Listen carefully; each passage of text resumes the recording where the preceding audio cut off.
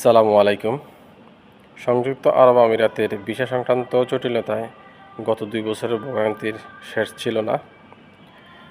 Inside কান্ট্রিতে cancel visa, transfer visa, employment visa কোনো কিছুই হতো না।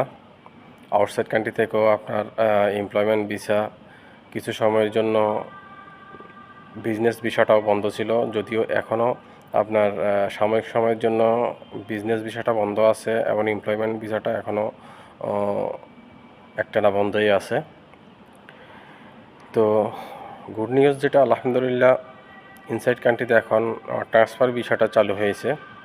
তো যেটার জন্য আমরা অনেকেই আছে যারা অনেকটা সে কোম্পানির কাছে জিম্মি হয়ে থাকার মতো ছিল, যে তারা চাইলেও তার পছন্দের কোম্পানিতে যাওয়ার সুযোগ ছিল না।